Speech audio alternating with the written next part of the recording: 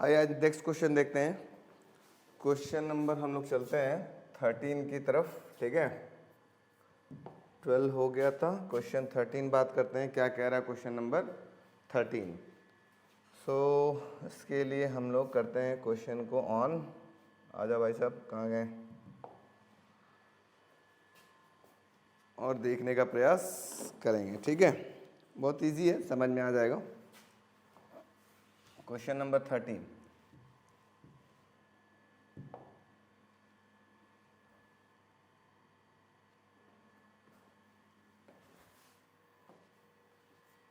ये इतना बड़ा सा क्वेश्चन है, इसको पहले क्वेश्चन को छोटे छोटे करके हम लोग बुला लें अपने स्क्रीन पे। ये हो गया क्वेश्चन,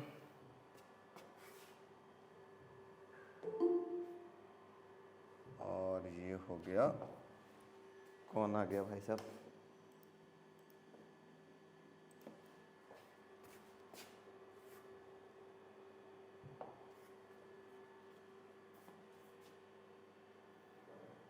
ये हो गया इनका फिगर नंबर ए और बी एक साथ ही ले लेते हैं, चलो कोई इशू नहीं।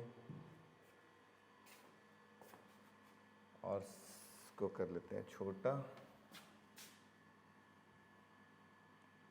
ठीक। और एक बुला लेते हैं, क्वेश्चन नीचे पूछ क्या रहा है।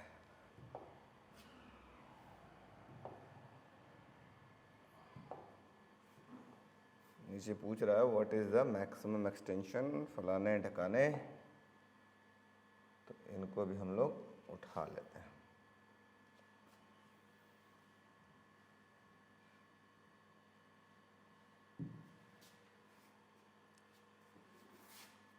ठीक है, ये आपके पास क्वेश्चन है। क्वेश्चन पढ़ते हैं और देखते हैं क्या कह रहे हैं, ठीक है। Question number 13 solution. Figure 13.21a shows a spring of force constant k clamped rigidly। दो आपके पास फिगर दिख रहे होंगे बच्चों, एक फिगर नंबर ए और फिगर नंबर बी। इन दोनों में थोड़ा सा ध्यान दीजिएगा, अंतर कुछ दिखाई दे रहा है। ये एक दीवार से लटका हुआ स्प्रिंग है और इसमें एक मास लटकाया गया है, और यहाँ पर दो अलग अलग मास लटकाए गए हैं, दोनों एंड से फोर्स लगाए जा रहे हैं, ठीक है। A force F is applied at the free end stretches the spring as figure 13.21, जैसा कि फिगर में आपको दिख रहा है। Shows the same spring with the both ends free and attached to the mass M at either end। मतलब बोल रहा है एकदम सेम स्प्रिंग है, उसमें दोनों तरफ मास M अटैच किया गया है। Each end of the spring in figure 21.21b is stretched by a force F। दोनों तरफ से F फोर्स लगाया जा रहा है। पूछ रहा है what is the maximum extension in two cases. दोनों केस में मैक्सिमम एक्सटेंशन कितना होगा वो आपको बताना है। तो हम लोग जानते हैं F इज इक्वल टू क्या होता है मेरे पास बच्चों, F इज इक्वल टू होता है के एक्स या के वाई, आप कुछ भी बोल सकते हो। X इज इक्वल टू क्या मिलेगा, F बाई के। अब यहाँ देखा जाए इस केस में, तो जितना फोर्स आप लगाओगे उतना ही फोर्स ये दीवार पे लगा रहा होगा, मतलब ये एक्शन और रिएक्शन सेम केस यहाँ पे भी होगा। जितना फोर्स आप इधर लगाओगे उतना ही फोर्स इधर भी लग रहा है। इसका मतलब दोनों के केस में एक्सटेंशन क्या होगा, सेम होगा। इसका मतलब in both cases extension will be same. Extension will be same. क्यों सेम? क्योंकि बेटा अगर आप F फोर्स इधर लगा रहे हो तो रिएक्शन भी F इधर लगाएगा, जिसकी वजह से जो स्ट्रेच होगा, जो भी लेंथ स्ट्रेच हुआ, यहां पे भी क्या हो रहा है, अगर हम F फोर्स इधर लगा रहे हैं और इधर भी कैसा फोर्स लग रहा है, F ही लग रहा है, दोनों तरफ बराबर अगर फोर्स लगेगा तो एक्सटेंशन कैसा होगा, सेम होगा, ठीक है। क्योंकि दोनों का स्प्रिंग कांस्टेंट सेम है, दोनों में फोर्स सेम है, तो एक्सटेंशन भी कैसा होगा, दोनों में सेम आएगा, ठीक है। बी पार्ट क्या बोल रहा है इसका, देखते हैं इसका बी पार्ट क्या कह रहा है। बी पार्ट बोल रहा है if the mass in figure A and the two masses in figure B are released. अगर दोनों को छोड़ा जाए, इस मास को छोड़ा जाए और इस मास को, दोनों को छोड़ा जाए, तो क्या पूछ रहा है, find the what is the period of oscillation in each case. दोनों केस में टाइम पीरियड ऑफ ऑक्सीलेशन आपको निकालना है, ठीक है। तो अगर हम लोग याद करें पहले वाले केस में, इन फिगर पहला वाला जो फिगर है उस केस में एक सिंपल स्प्रिंग है, और एक सिंपल स्प्रिंग का हम लोगों ने टाइम पीरियड निकाला था, तो शायद कुछ आपके पास पीछे याद होगा। इस पहले केस में ये फॉर्मूला आया था 2 पाई अंडर रूट के अंदर k by M by q, sorry ये फॉर्मूला आया था क्या कि एक स्प्रिंग जब ऑक्सीलेट करता है तो उसका टाइम पीरियड का फॉर्मूला क्या होता है एम बाई के। लेकिन अगर हम दूसरे केस को देखें, पहला केस तो सिंपल है, बस डायरेक्ट फॉर्मूला लिख देना है under root T by M by K. वो पीछे हम लोग निकाले थे, कैसे निकाले थे इस फॉर्मूले को वो भी मैं आपको दिखा देता हूँ कैसे आया था। आपको वैसे पता होगा सबको, वो आया था ओमेगा स्क्वायर इक्वल टू क्या था, जल्दी बताओ बच्चों। ओमेगा स्क्वायर किसकी जगह रखा गया था, के बाई एम, याद आ रहा है कुछ कुछ।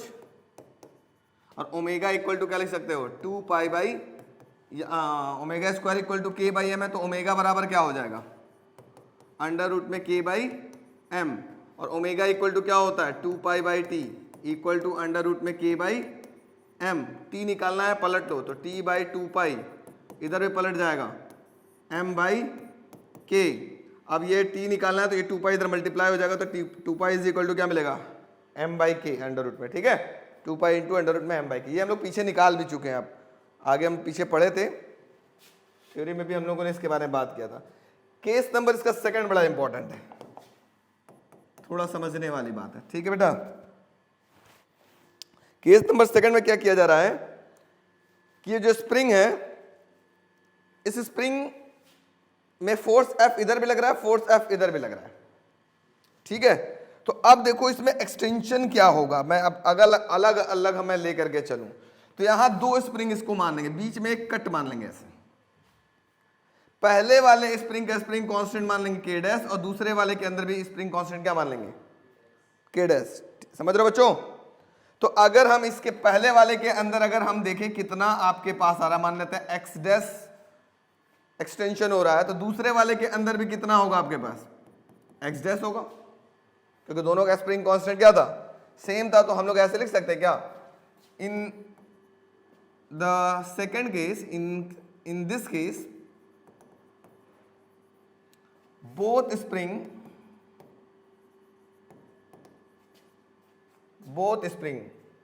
when divided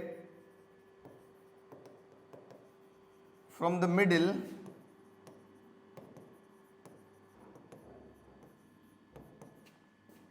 stretches to the same length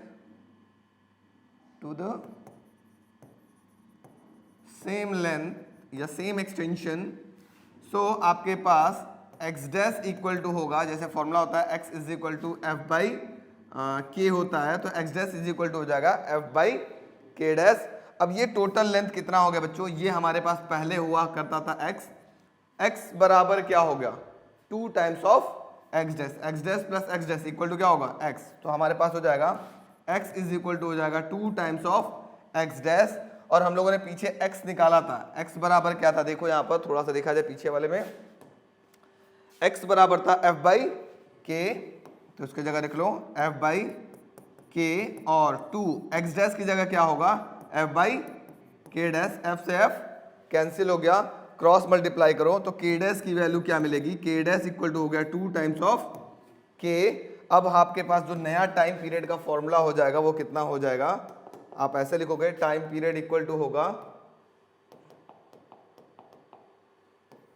time period का फॉर्मूला होगा 2 पाई अंडर रूट के अंदर m बाई के डैश, ठीक है, क्योंकि हम नया टाइम पीरियड स्प्रिंग कांस्टेंट के डैश हो चुका है, तो t इज इक्वल टू क्या मिलेगा 2 पाई अंडर रूट के अंदर m बाई, और के डैश की वैल्यू कितना आई है 2 टाइम्स ऑफ k। ये हो जाएगा सेकेंड वाले स्प्रिंग का पीरियड ऑफ ऑक्सीलेशन, ठीक है। चलो नोट कर लो फटाक से।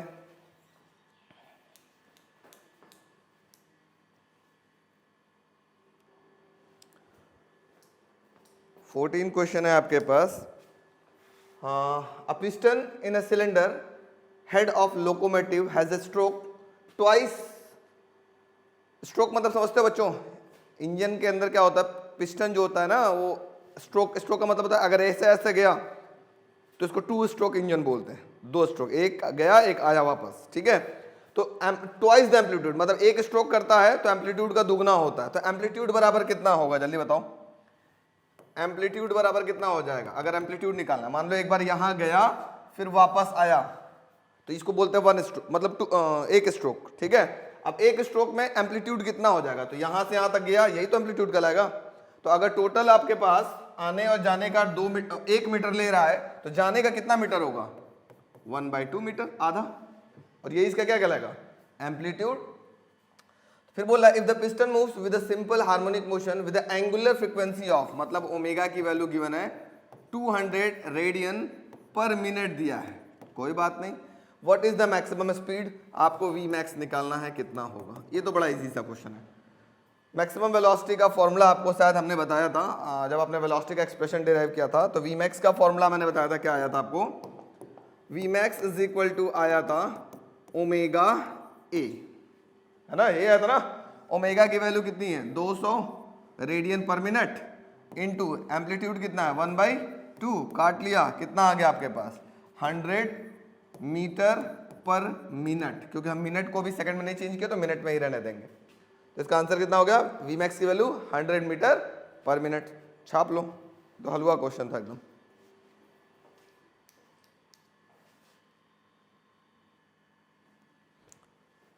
क्वेश्चन है आपके पास, the acceleration due to gravity on the surface of moon, मतलब जी की वैल्यू मून पर कितना है, वो है 1.7 मीटर पर सेकेंड स्क्वायर।